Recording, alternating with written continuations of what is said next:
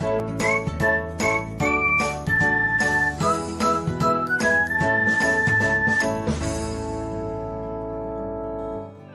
everyone, welcome back to another episode of Technologyglance.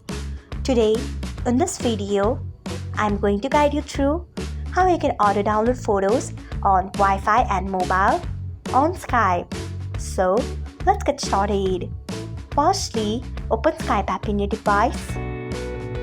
Then tap on your profile icon. Next, tap on Settings. After that, tap on Messaging.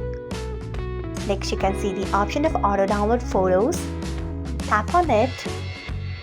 After that, you can see the option of Wi-Fi and mobile. Tap on it.